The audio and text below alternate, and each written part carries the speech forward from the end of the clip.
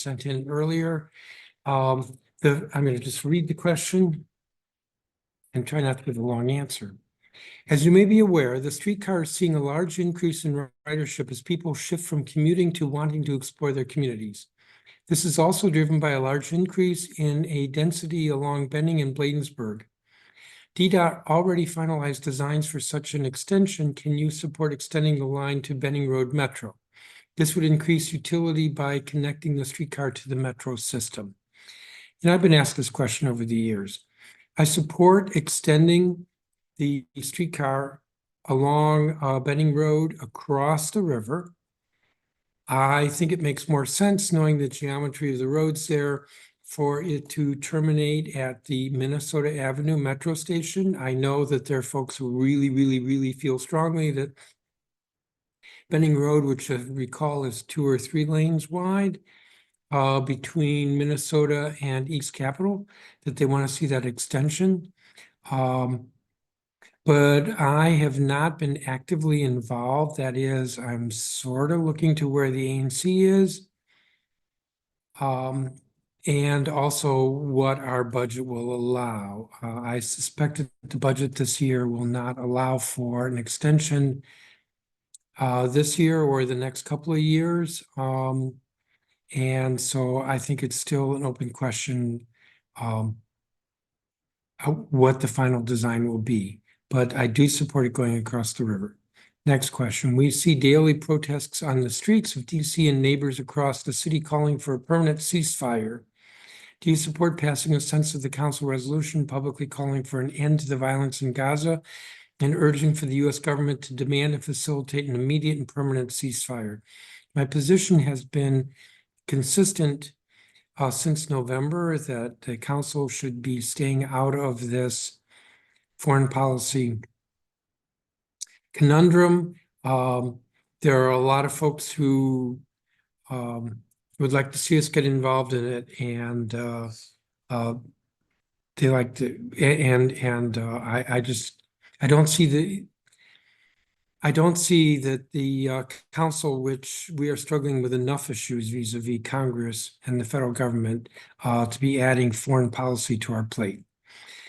Next question. I sent you emails on behalf of the Wardman Hotel Strategy Team urging you to support the city in facilitating the purchase of the Harrington Hotel and converting it to multi-income affordable social housing. 1, would you support this initiative? 2, would you hold a virtual meeting with the Wardman team in the next couple of weeks, which would be informed by what we learned from our meeting with DEMPED team last week? Kind of an interesting question. If there was some news that informed you all last week, I'm not quite sure why that would have been left out of the question. But I do try to make myself accessible. So yes, I would be willing to meet with the Wardman team. I don't know if it's possible within the next 2 weeks because my schedule is fairly busy, but please reach out to Monique Bexley, who's handling my schedule these days, to get on my calendar. My meetings are usually fairly short, about 20 minutes. Whether I would support the initiative, I don't believe there will be money in the budget for the city to purchase the Harrington Hotel.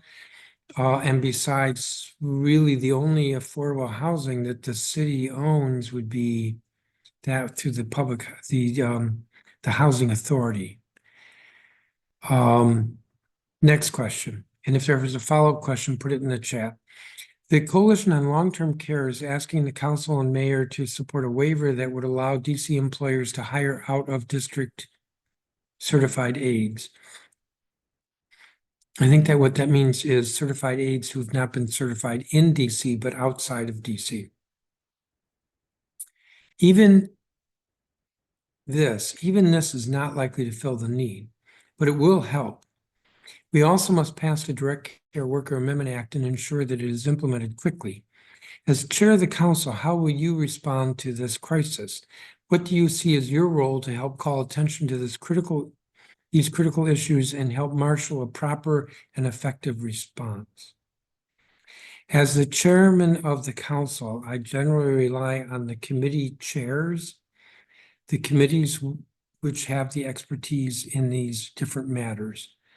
So as I would with a transportation question, probably look to the chair of the Transportation Committee. In this case, I would look to the chair of the Health Committee, who is Christina Henderson, at-large member, for guidance. If I felt strongly that I disagreed with her, then I would get involved that way. But generally, I try to support the committee chairs and recognize that they're the ones who've developed expertise. So I know that there's a shortage of aides, and but I also know that it gets complicated very quickly with regard to out-of-state certified aides. Are they? I'm not going to get into details. It would be a long answer here. So I would look to her for guidance in how we deal with that shortage. Next question. Chevy Chase, DC is in the midst of an effort to impose a historic district on the neighborhood. Because a historic district tends to keep the current built environment the same, it also tends to preclude expansion of housing opportunities and opening up exclusive neighborhoods to more economic and racial diversity. Does HPRB, the agency in charge, take any account of the citywide housing crisis when considering applications for new historic districts? Or the effect on inclusiveness and racial and economic equity? If not, shouldn't it be required to do so? So this question is written from the perspective that historic preservation, and in particular the HPRB, impedes development. In this case, this question are concerned with diversity and affordable housing. I disagree with that premise. And I will cite, for example, that the downtown, our downtown DC, has been substantially redeveloped since the late 1970s when the historic preservation law was adopted, and yet much of downtown is an historic district. Or more specific example, Red Line Row, which is off of Pennsylvania Avenue at the George Washington University campus, was substantially redeveloped, even though that was a historic row of buildings. Another example, Anacostia, which is a historic district, which has seen quite a bit of redevelopment with affordable housing right now. Well, no, I already mentioned downtown. So I don't agree with the premise that historic district tends to keep the current built environment the same. Those are examples where that has not happened. Actually, what historic preservation requires is that there be some preservation, or where there is economic development, that it be architecturally compatible with the rest of the district. So no, the HPRB is not to look at issues that are outside of the question of historic preservation. And if there is development that would substantially alter, in the case of a district, a contributing structure, there is a process that involves the mayor's agent to allow development to take place. And there's example after example after example where that has happened. Next question. As you drive down Rock Creek Parkway towards the Kennedy Center, there is a large area of what appears to be debris left over from what might have been a homeless encampment near the intersection of Virginia Avenue, along with other corridors in the city. What efforts can be undertaken to organize some cleanup in these areas, either through a volunteer event or by tasking the DC Youth Corps with the task? When I first read the question, I focused on the beginning, which is about Rock Creek Parkway, which is National Park Service property. And so, no, the district government wouldn't be involved. With regard to other corridors, my understanding is that generally that's handled by the Department of Public Works, where there needs to be cleanup. I think it actually makes a lot of sense to try to coordinate this work with through volunteer events. That, though, again, probably would fall under Department of Public Works to coordinate. But I do like the idea of trying to expand the government's capacity through volunteers. Next question. Is it true that you are considering an increase in the property tax targeted at homeowners with homes valued at greater than $1.5 million?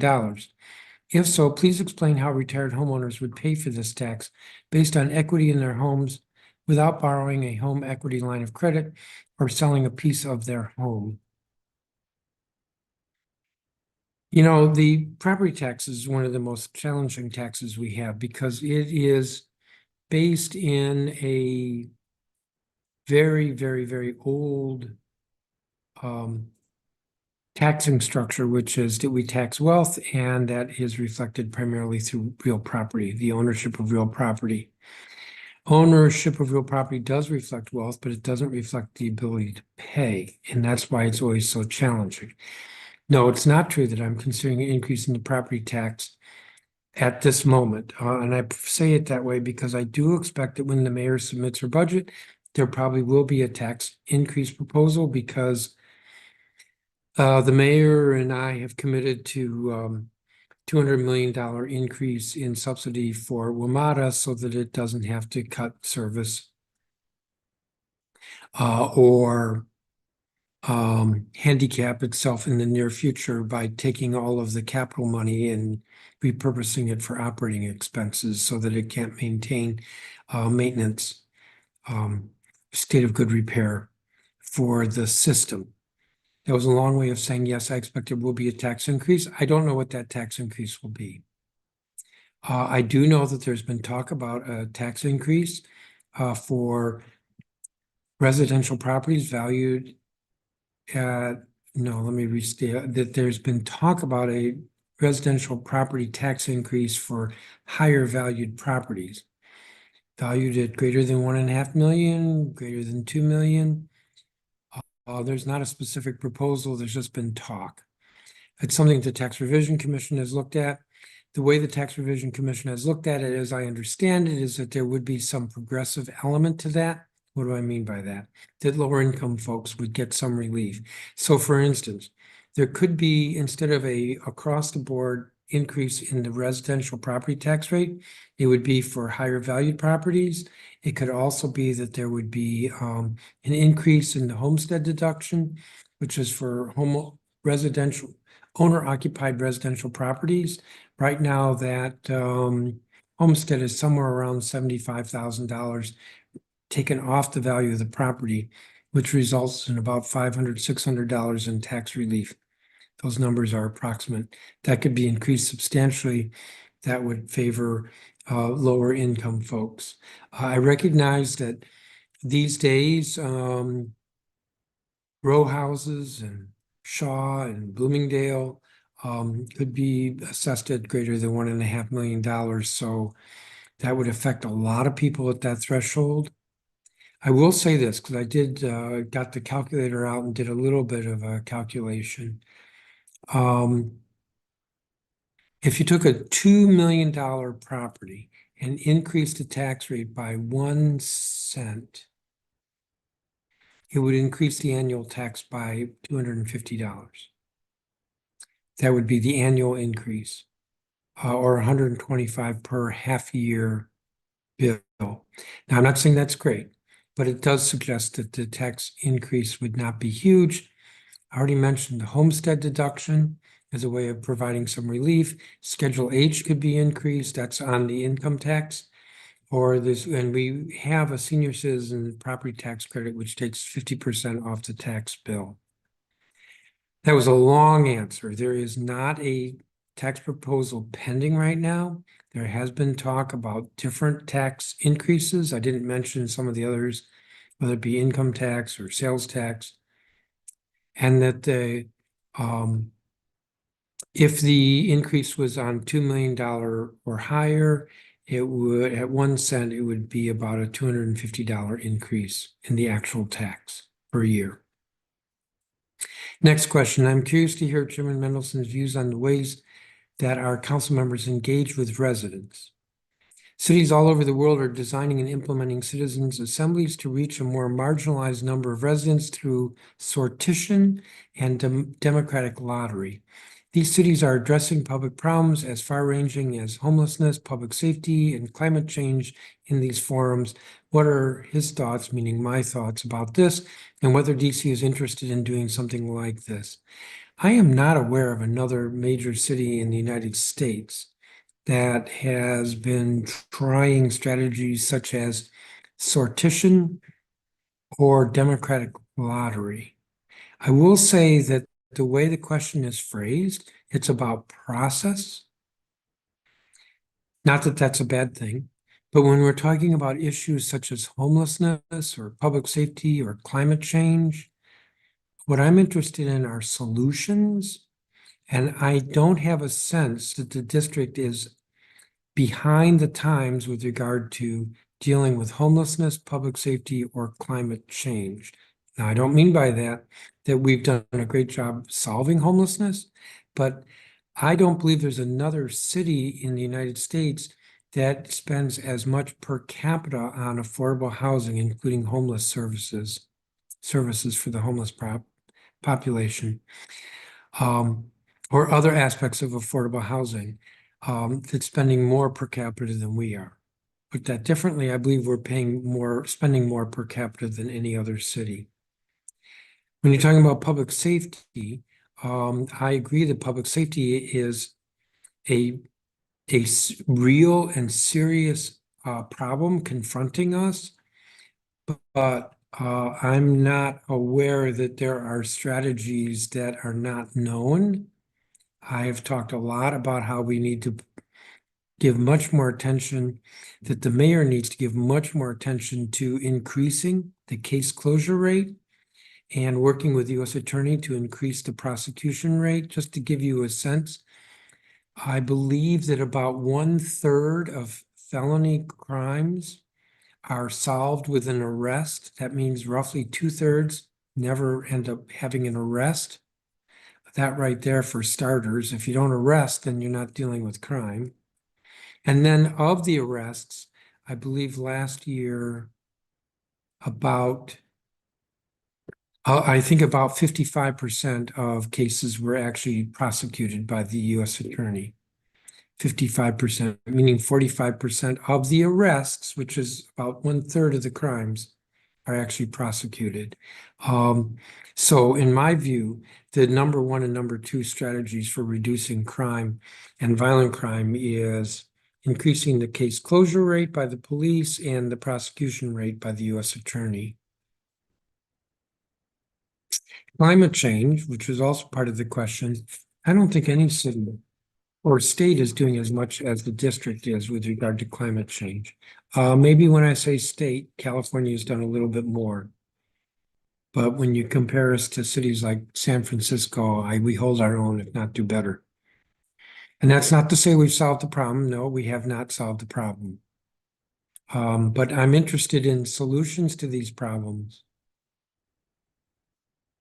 Next question, is DC going to stick with its chronically underperforming sports book, or will everyone admit they made a mistake and start over so DC can collect much needed revenue?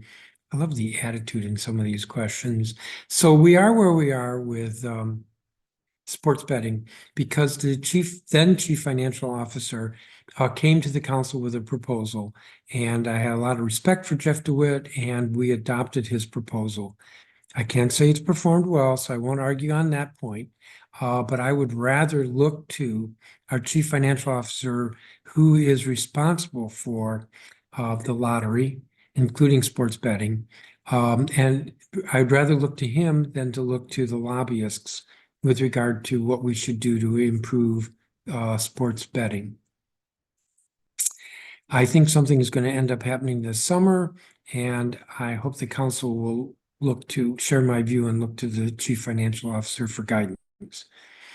Next question, what will it take for the council to finally do something about the noise buskers in Chinatown and other areas in DC? Banging on a trash can is not part of DC culture. I read the Post article that said Ted Leonsis and residents have been complaining about the noise for a decade. Yes, I know that he's been complaining and residents have been complaining. And I'm on the verge of reintroducing a noise bill with a couple of council members. I'm optimistic that this time we'll get it passed. In the past, there's not been a majority support from the council. We can introduce bills till the cows come home, but if we can't get colleagues to support it, and unfortunately, there's been a really polarizing debate around trying to deal with noise downtown. Let me be clear, in my view, the issue is turning down the volume, not silencing those like musicians on the street. And the volume does need to be turned down. Next question. Conditions at DC's animal care and control facility are inhumane. Animals sometimes don't leave their kennels for days on end. Dogs are barking nonstop and slamming themselves against kennel walls. And the facility reeks of urine and feces from uncleaned kennels. The current contract ends in June 2024. What are Chairman Mendelson's thoughts on the future of the animal control contract? And what is his plan to ensure conditions for DC animals to ensure that conditions for DC animals are humane? What will Chairman Mendelson do to ensure DC residents have access to these life-saving public health services that DC taxpayers are paying for? Again, I look to the chair of the committee, in this case, Councilmember Henderson, who chairs the Health Committee, who oversees the Department of Health, who has the contract with the Humane Society. Recently, I've begun to hear these complaints. They don't come to me directly because I don't have oversight over Department of Health or this contract. And I do know that Councilmember Henderson has been looking at this and with concerns about the contract and to improve the conditions at the shelters. That is a responsibility of government, and the shelters do need to be humane. Several questions on crime. Which council committee pushed through the MPD hiring freeze in 2021? Was it the Committee of the Whole? There was, as I recall, in the budget in 2020, not 2021. This would have been adopted by the council late July, early August, which was 2 months after the murder of George Floyd. There was, I guess you could characterize it as a hiring freeze for a part of the fiscal year. That was the only time that I'm aware of that there was a hiring freeze, if you can call it that. It was proposed by the Judiciary Committee. Technically, the budget for this government goes through the Committee of the Whole. The Committee of the Whole generally agrees with the recommendations of the committees who look at all of the budgets. In this case, Judiciary looking at the MPD budget. So technically, the Committee of the Whole, in actuality, the Judiciary Committee, I don't know that I would call it a hiring freeze. It was in 2020, not 2021. The problem with police hiring has been a shortage across the country of applicants. I know there have been some who've argued differently, but you look at other cities, and I believe every city is struggling to attract enough applicants to maintain their force. I believe every large city in the country has seen a reduction in their police force. Next question. Kids and, but let me be clear. I would like to see us have more police officers. I believe the current number, which is around 3,300, is inadequate. Kids and young adults keep stealing vehicles, robbing people in broad daylight, and driving around recklessly in Eckington and Edgewood, and then they are not charged by the United States Attorney, or the Office of the Attorney General. So they continue to act with impunity. There is no traffic enforcement because cops do not want to chase, so it leads to further reckless behaviors. 1, do you support funding the STEER Act and the Secure DC Omnibus Bill in the budget? 2, when will the Secure DC Omnibus Bill get a second reading? 3, will those bills help the crime and traffic violence problems noted above? Okay. The funding for the STEER Act, as I recall, is virtually off the charts, and given our financial situation, I doubt that it will be fully funded this year. And the same is probably true with Secure DC Omnibus Bill. There are a number of provisions in the Secure DC bill that don't require additional funding, such as redefining the assault law or the mask law, or the drug-free zones, maybe the drug-free zones, I don't think so. So those provisions could go into effect because they don't require funding. But there's some other provisions that do require funding, and I'm not optimistic that the mayor will be able to fully fund those bills because of our financial situation. I'll say more about that in a second. When will the Secure DC Omnibus Bill get second reading? March 5th. That's our next regularly scheduled council meeting. Third, will those bills help the crime and traffic violence problems noted above? Well, if the police don't want to chase, even though they're allowed to chase, then no amount of legislation from the council is going to make a difference there. We did make some tweaks to the police chase law to clarify that there is a certain amount of risk or a risk of danger to the community with a police chase, and it's really a balancing between the severity of the offense. Like, let's say a car has been carjacked with an infant in the back seat, which is a more serious situation than a stolen auto. That's just a stolen auto. Not to minimize that, but the risks of a traffic chase could outweigh the benefit of trying to immediately apprehend the suspect. I suspect I butchered that answer. The point being there's a balancing.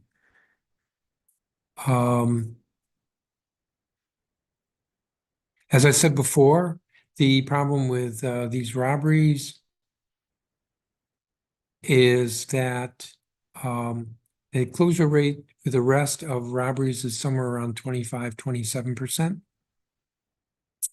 And the question noting that the arrests are not charged by the USAO or the Attorney General. As I said, the declination rate with the U.S. Attorney is around, I'm going to misstate this, around 55% of arrests are actually charged by the U.S. Attorney. Attorney General has a higher rate, but I don't know what the number is. Last question I have, how can violence interrupters negotiate truces between gangs, and DC can't negotiate a truce between the administration and the Office of the Attorney General to combine the two programs so they can run more efficiently? I didn't know that there was a need for a truce between the Office of Neighborhood Safety Engagement and the Attorney General's office. To combine the two programs. There may be some efficiencies gained from combining the two programs. This is something the Judiciary Committee would have more expertise about, but I do think the two programs have different strategies, and there can be benefits to each. Those are all the questions I got ahead of time. Lindsay? Actually, we received quite a few questions around 4 o'clock right before we started, so I will start with those and then I will get to the questions in the chat so people know. First, I'm a DC resident and tip worker concerned about your proposed amendments to the dram shop bill, particularly the shortened timeline to implement I-82. How do you anticipate the accelerated timeline will affect small businesses? I'm also wondering why restaurants need to be exempted from OAG's guidance on service fees, and what benefit to consumers do you think the safe harbor amendment on service fees will provide? That was several questions. That was several questions. All right, let me talk about the compliance fee first. So I proposed two amendments, which I ended up not moving, but I want to come back at second reading. One had to do with the safe harbor with regard to the service charges. It is not my intent, nor was it the language in the proposal, to exempt them from the Attorney General's guidance. The challenge has been that there are restaurants that are complying with the guidance and still are being threatened with lawsuits. And my view is that if the restaurant complies with the guidance from the Attorney General, they should have a safe harbor from litigation. There's some folks who do not like the service fees. In a sense, I don't blame them, but I don't think the council should be prohibiting them. I don't think the council should be weighing in on exactly what businesses charge or how they charge. The issue has to do with customers understanding what they are paying for. Are they paying a service charge for tips or paying a service charge for just general business costs? And I think that's a legitimate concern. And the guidance says that that has to be disclosed.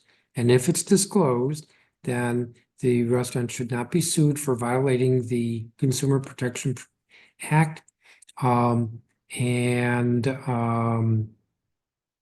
That's what the bill is about. It should not be that just because you don't like a service fee, you get to sue if it's been fully explained to customers. The other part of that is the Restaurant Association, which represents a large number of restaurants in the city, has said that this transition period with regard to the initiative to eliminate the tipped wage is very confusing, very hard on businesses, and that they would rather just have the Band-Aid ripped off. What the initiative did was it attempted to decide what would work best for businesses by phasing in the elimination of the tip credit or tip wage for the final increase to occur in 2027. My amendment would move that up 2 years. The final increase would be in 2025.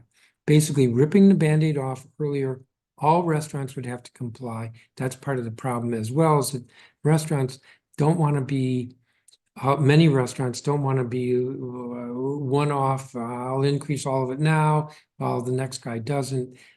They would like to move as a group to have just the tip wage eliminated in 2025, not 2027. Next question. Let me just say this, because I've heard this from a lot of people. There is a lot of distrust that I don't really mean what I'm saying, or that the council doesn't really mean what it's saying. The restaurants don't really mean what it's saying. I don't know how many times I have said, the initiative passed, I will not seek to repeal it. I will not support an effort to repeal it. I don't believe the council will. If the Restaurant Association were to change its mind in a year, I would say tough luck. Your proposal was 2025. That's what we're doing, 2025. This is not some sort of QAnon approach of, well, we will change our minds and reverse all this and repeal the initiative after the election this year. No. I don't know how many times I can say no. The initiative passed. It's a question of whether the tip wage is eliminated in 2027 or sooner. And the Restaurant Association has said sooner, and I support that. You were recently asked which groups consulted with in connection to the public safety and secure DC amendments that you introduced, but refused to say who the groups were. You insisted they were responsible people. Why the secrecy, and how much role do groups like DC Justice Lab play in debating secure DC? So at the press conference that I have before a legislative meeting, I said something about the amendments, and I was asked who I had talked to, and I said no. At this point, I don't remember. So I think the question here is, which groups did I talk to? Well, primarily I talked with my staff, who was talking with a number of groups, but there was widespread concern by a number of groups with regard to the police accountability provisions. I'm aware of ACLU, for example. I didn't talk to them. Justice Lab, I didn't talk to them. Open Government Coalition, I didn't talk to them. I'm pretty sure my staff talked to one or two of those. Lindsay's actually reminding me, it was an individual whom I didn't talk to, but my staff had talked to. There were just a lot of comments coming in about the police accountability provisions. This has to do with whether we would restrict FOIA access to disciplinary records, whether we would restrict the Office of Police Complaints access to police disciplinary records. I'm trying to remember what else, whether we would restrict what the notice requirements were around adverse action hearings, which are public hearings. I mean, the list is long of folks who are concerned about relaxing the accountability provisions. And I have been consistent in supporting broad accountability for police officers because the public has to have trust in its police officers. I am not interested in, and frankly, I don't think that police officers who are beyond reproach, that they should be, how do I put this, in any way questioned. That's not what this is about. This is about police officers, like just in the news last week, there was a police officer arrested, a DC police officer arrested in Silver Spring for having sex in the police cruiser. I think there was a little bit more to that, which I don't remember now, but completely inappropriate. And there's no reason why there should be any level of secrecy around that. And that's what we're talking about here. I suspect there's some follow-up I'd be happy to answer. 2 members of the council are now facing recalls. Do you think the council misread the rise in violent crime? Could the council have done more? I think we're seeing a cycle. And the cycle right now is that this council is more moderate when it comes to law enforcement than the council in 2020, which, as I noted earlier, was just a couple months after the murder of George Floyd. And I think if you look around the country, you'll see that the mood has shifted. I don't know that I want to say right or wrong, although I think that if the council had turned a deaf ear to the broad outrage in 2020 after the murder of George Floyd, that council would have been accused of being on the wrong side of history. So we're trying to find the right balance. This is a more moderate council. I'll remind the questioner that in 2020, the council decided to eliminate school resource officers, and last year the council decided to repeal that restriction. And the council is considering legislation such as reinstating the drug-free zones that a previous council had repealed. So this is a different council, but I think what's really going on is we're trying to find the right balance. You know, times change, and that's what's going on here. This is a couple of DCPS questions. DCPS budget cuts mean our local school, Hearst Elementary, will lose 8 to 10 staff positions. This cut was based on an old projected enrollment data is no longer accurate as more students have enrolled. What can the council do to correct this error and prevent the school from losing 15% of its staff? Let me begin with this. I don't believe any school should be losing staff right now unless its enrollment has dropped so much that it can no longer justify a grade or a class that requires a teacher. This is what I've been fighting for several years, to have greater stability in our individual schools. I cannot answer the question with any degree of certainty in terms of trying to restore those cuts until I see the entire DCPS budget. The only what was released last week was only the budgets for individual schools, not the total budget for DCPS. But I can assure the questioner that I am going to try very hard. I'm going to try my damnedest to ensure that individual schools are not being cut for next year. Unfortunately, there is damage being done right now because schools are being confronted with, or I should say individual staff are being confronted with the possibility that they will lose their jobs, and that means some of them will go elsewhere, even if we're able to restore the funds. What are you willing to do to keep schools in their communities during modernization? I'm a Ward 4 resident and Whittier parent. During our upcoming modernization, we'll be sent to a swing space to 2.2 miles away. How can we get the support of city leaders? Generally, I look to the ward member with regard to the swing space. The ward member knows the different schools and unique characteristics of individual schools such as Whittier and what makes the most sense in terms of temporary 2 or 3 year relocation of students. So this, I think we went through this last year or 2 years ago in Ward 4 with some of the schools, and Councilmember Lewis George, I have to commend that she did a really good job of finding more appropriate swing space than what DCPS had proposed. So I will support the efforts of her efforts and Councilmember Allen. There's a similar issue with some of the Ward 6 schools in trying to find more acceptable swing space.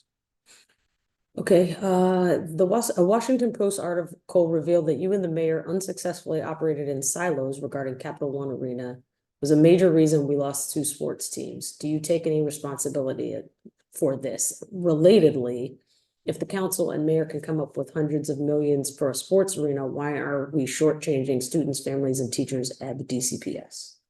Let me answer the second part first. The offer that we made to Monumental Sports, which is still on the table, was $500 million in capital borrowing. That's not available for operating costs in the schools. So that's why, that's the answer to the question. If we could come up with hundreds of millions of dollars for a sports team, why can't we use that money for schools? It's different. It's different sources, fundamentally different capital versus operating. With regard to the first part, I've been very measured in what I have said with regard to Monumental Sports. I had a number of meetings with Monumental Sports last year and several meetings with the mayor, trying to coordinate with her, as well as trying to find the best offer that would eliminate Monumental leaving the city. Unfortunately, that did not work out. I have tried very hard to work with the mayor, and am still trying very hard to work with the mayor should Monumental's desire for Virginia fall through. Sorry. In your campaign video, you said you had a plan to go after repeat offenders and would lower crime. Do you think your plan has worked, and what was that plan? I don't think my plan's been followed by the executive at all. So my plan could work. I've already mentioned increasing case closures. That was very much, I think that was the first thing in my campaign literature.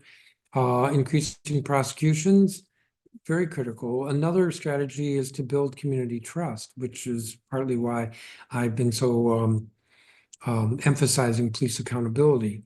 A few years ago, there was a homicide right across the street from where I live. It was at the Watkins Recreation Field, and it was between 2 folks who were arguing during a tag or tackle, I'm not sure what, football game. I cite the example over and over again because think about it. There are 2 teams playing football. Nobody knows each other. Of course, that's not true. They all know each other.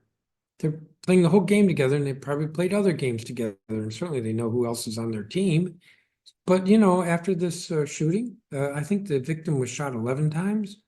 There were no witnesses, what that really means is nobody was willing to talk to the police. That's what trust is all about, is community being willing to come forward as witnesses and to testify. So community trust is critical to effective policing. So that's an important strategy. Another strategy is what sometimes is referred to simply as civilianizing. So I introduced a bill in December that would authorize that civilians, not sworn officers, could investigate cold cases and could also investigate like property crimes. So for instance, when your car is vandalized and the police come out to do fingerprints, well, a civilian could do that. And that would free up police officers, uniformed officers, sworn officers to do the kind of policing that only they can do. Now, I don't mean untrained civilians would come out. No, they would be trained, but they wouldn't be sworn officers. the challenge here is that DC, just like every city across the country, is not getting enough applicants to join the police force. And so let's look at civilians to do some of these functions. For instance, more civilians to the downtown bid and the Golden Triangle bid to be present on our streets downtown to create a greater sense of security. These are strategies. I also, in the bill I introduced last December, I think the first section talks about essentially focused deterrence, which is a proven strategy for reducing violent crime. Could actually be implemented by the mayor now, but she has made a point of emphasizing over and over again that the council needs to legislate in this area, so I put that in my bill, that we would legislate focused deterrence. These are proven strategies. So the answer to the question whether my proposals have failed, my proposals haven't been followed by the mayor. Lindsay? Do you think DCPS is negotiating in good faith when they call for a contract meeting at 5 a.m. on a school day? What are you doing to help WTU in contract negotiations? Well, I actually met with the negotiating team a couple months ago, and I have brought this issue up with the chancellor both in public hearings as well as in private conversations. I think the chancellor needs to be personally involved. I have said that. I don't believe that's happening. I think that a proposal to meet at 5:30 in the AM is in bad faith. I think that the office that's doing the negotiating, the Office of Labor Relations and Collective Bargaining, has not had any sense of urgency around this. I disagree with that. And I think we could have a contract much more quickly, but the executive doesn't seem to be motivated in that direction. So I will continue to call out DCPS, and as I said a minute ago, I think that proposal's in bad faith. Lindsay? What do you anticipate as far as DCPS and DME paying attention to the stipulations outlined in the Schools First and Budgeting Act? What do you plan to do if they do not follow through?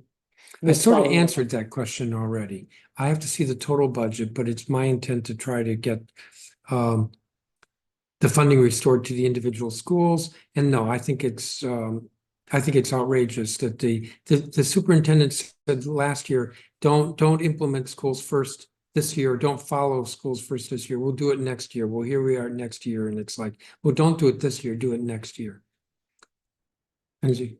What do you think about the Virginia State Senator that challenged the mayor, our mayor, to not give the Wizards and Capitals owner any money to build a new stadium for the teams? I'm unaware of the state senator who said that. It was Louise.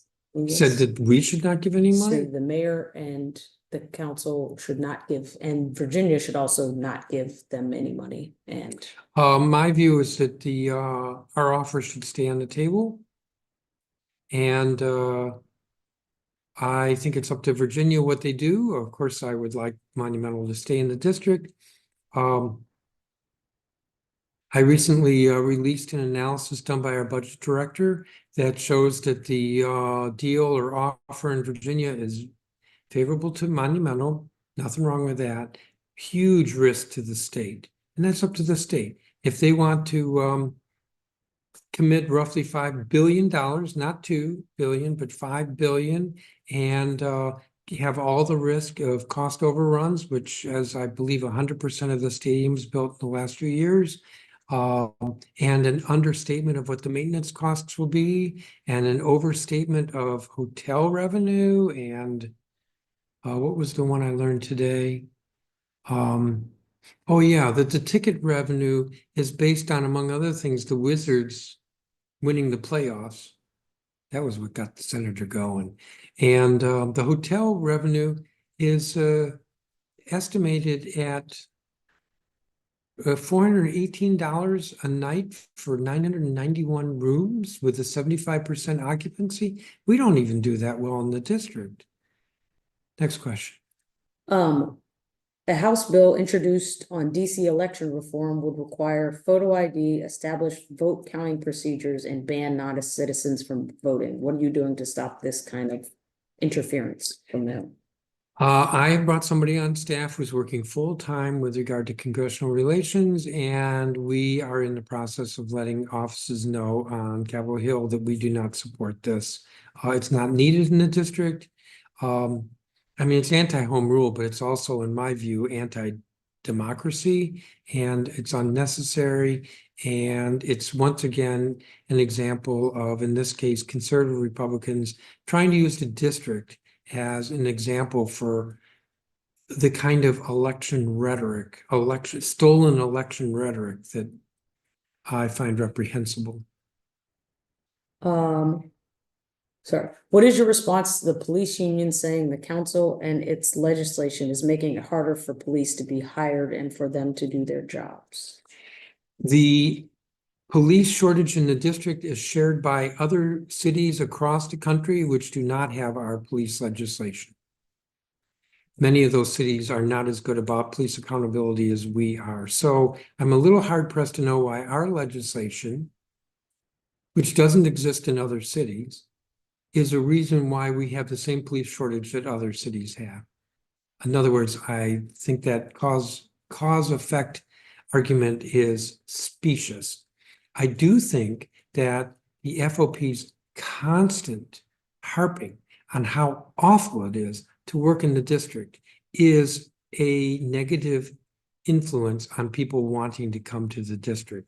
If somebody is interested in working for a police department and the union is saying it's awful, awful, horrible, horrible to work here, I think the union needs to shut up.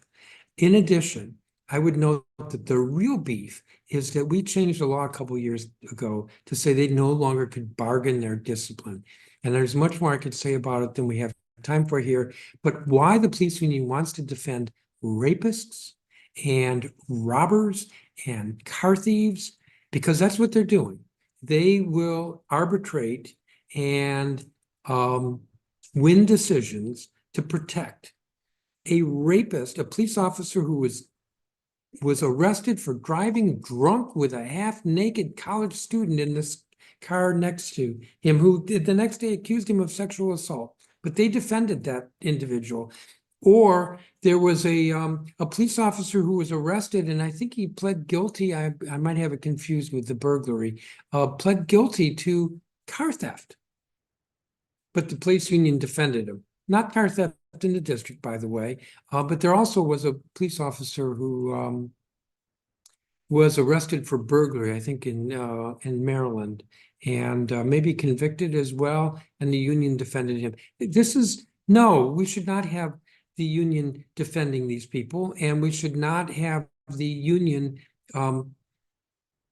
the union just going up on the Hill trying to restore its right to bargain discipline when it has been shown that that has led to, in fact, I can't even complete the sentence. Go to the DC auditor's site and look up the report, 37 police officers reinstated because of the disciplinary process the union insisted on having and no longer has the ability to insist on. Next question, Lindsay. A lot of these crimes are being committed by school-aged children. What are you doing about truancy and school attendance? Let me just, on that last question, I don't know if I made it clear that I think the FOP is a big part of the problem. Okay. And if they would shut up, maybe we would have more applicants. That's my cause effect. Truancy. So I'm the only committee that's ever had hearings on truancy and attendance. And I'm very concerned that I believe that the interventions that we've set up to reduce truancy are not being followed by the executive, in particular, Child and Family Services Agency, which seems to be unwilling to work with families. Just simply work with them. I'm not talking about, they have this notion that CFSA can only go out and take kids away from families. That's not what the law says. CFSA has a responsibility to work with parents to help them, not harm them, help them with regard to kids who are having difficulty or families that are having difficulty getting their kids to school. It is a big problem. We had a hearing in December, and I will have another hearing later this year on truancy. And I intend to press that the executive has got to do more to work with families so that kids are in school. Are we out of questions? I think we are out of questions, and it's 6:09. I'm sorry we started a little late, but we ran a little late as well. I have to say, I kind of hate talking to a laptop screen for an hour. I think I say this every time we do this virtually. We have found that our in-person meetups are well attended, and I find much more interesting, and also will go for longer than an hour. We are these days alternating 1 month virtual, the next month in person. So don't know when or where the next one will be, but we will make that known. And I hope that I will see many of you in person at the next meetup.